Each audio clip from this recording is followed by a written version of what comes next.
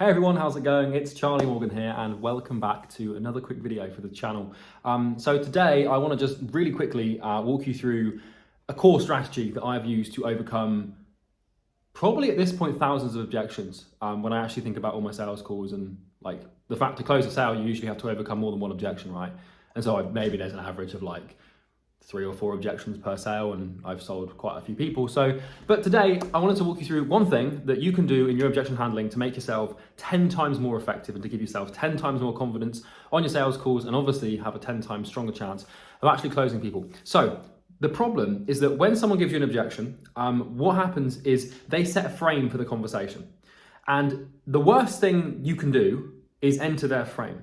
And what I mean by that is if someone says, Charlie, I like it, but I'm going to talk to some other people before I make the decision, right? This person set a frame. And what they've done is they've set the frame of what I would call stoppage, which means that the conversation has to end and it can no longer continue. And what most people do with the objection is they try to handle it and they'll be like, oh yeah, I totally understand, but what would you need to hear from them? Like, why we're different from those people? Like, the problem with that is you enter the person's frame. You have the same tone of voice, you have the same pace of speech, you have the same attitude, the same language, and subconsciously, when you have the same attitude as the other person, or you buy into their tone of voice or the way they speak or the way they've portrayed themselves, you're on the same wavelength and subconsciously you now agree.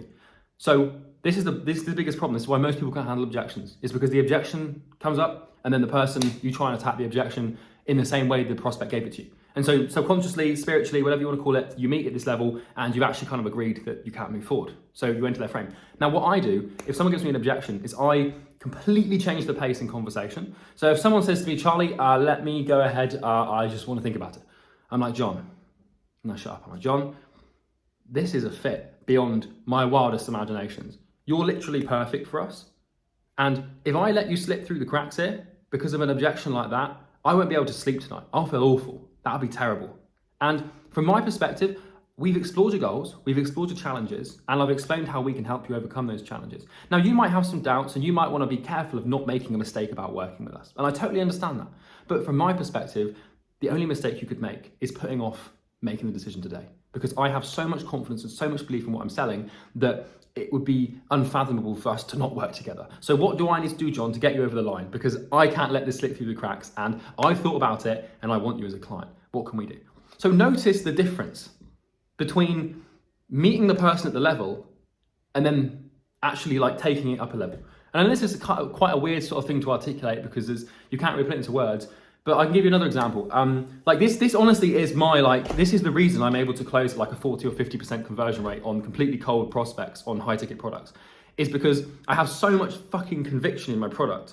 And I know that our program, so when we talk to agency owners, for example, and they're like, oh, I don't know, like I've bought other courses before. And I'm like, hey man, like I've been where you are. Like, you notice how I bring it down. I'm like, dude, I get it.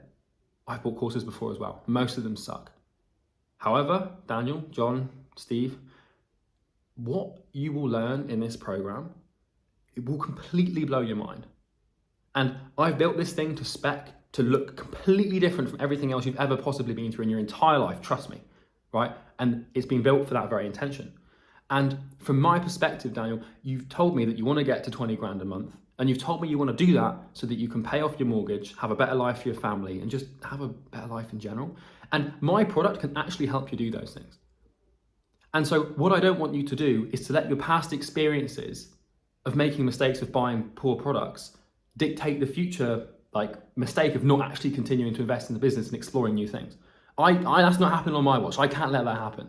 So why can't we move forward? Come on, let's do this, right? You just have to have the fucking attitude of being like, I'm not accepting that. John, I've literally had this with prospects before where like someone's like, oh yeah, I want to think about it, or I've got to do some more research. I'm like, John, I totally hear you, I totally understand, but that is not an outcome that I am willing to accept. We have got such a good thing for you here, and I have so much bloody confidence that we could actually deliver what you want us to do. And notice how I'm almost laughing. I'm like, John, this is like, it's a fucking fact, man. Like, we've got what you need, we can help you. And if I don't get you over the line, I'm gonna feel guilty and I'll feel bad, because if I don't do everything within my power to get you on board for something that I know deep down will completely change your life, well, who does that make me? That makes me the worst salesperson on the planet. And the other thing about objection handling is, like, if someone raises an objection, you want to see it as a good thing. So like if someone gives me an objection, I'm just like, John, this is my favorite part of the whole call.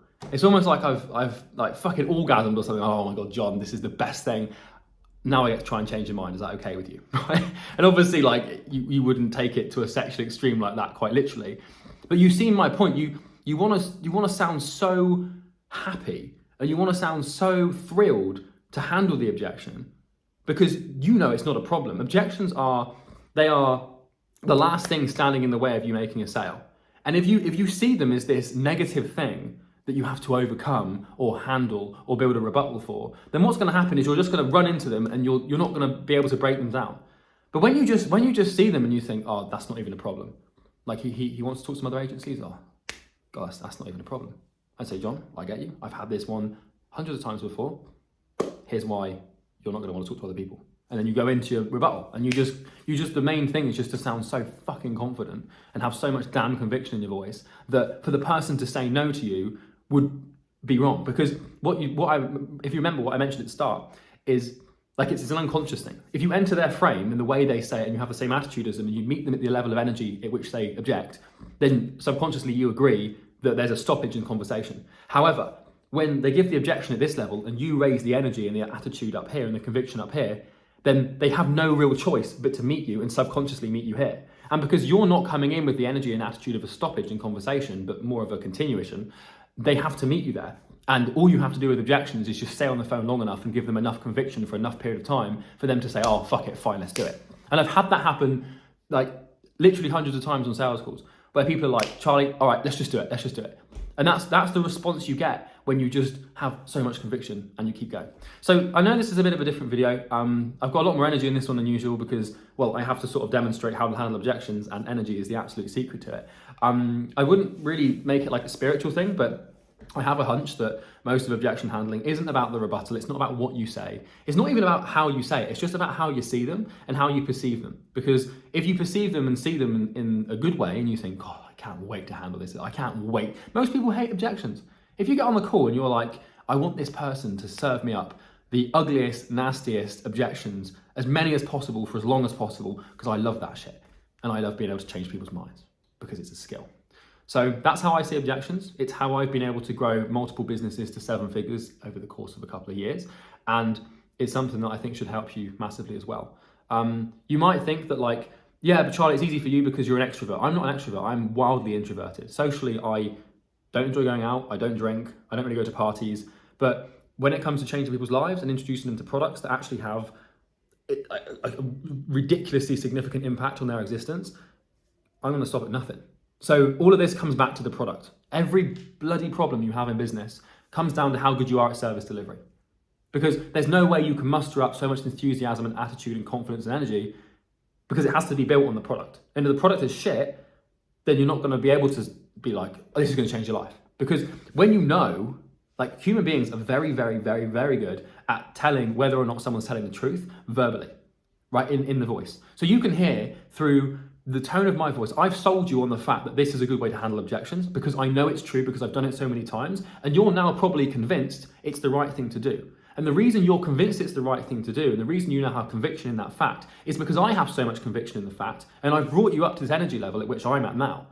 And like it was almost like I'm on fucking cocaine, now you're on cocaine with me, like we're at the same sort of level. I've got so much energy, you know, I'm so like pumped and ready to go. And you're probably feeling a little bit more picked up than you were before you clicked on the video. Or you might be thinking, who the fuck is this psychopath like screaming at a camera at 8 p.m? Right, you might be doing that, but whatever. And so like, you know, it starts with the product and the energy is very important. So that's how you change people's minds. You just like, you acknowledge the objection, you tell them you understand, you say you hear them, you empathize with it, you say, hey, I totally hear you, I totally understand. There's only one thing, John, I can't let that happen. Here's why. Then you just bombard them with conviction. And that if you just genuinely believe it's within their best interest to buy from you there and then on the spot, and you can portray that with enough conviction in your voice and enough attitude and enough energy, then they'll have no choice but to say yes to you. Because who says no to someone who's absolutely fucking certain? Not many sane people do that. Everything from me. I hope you enjoyed the video and I'll see you in the next one.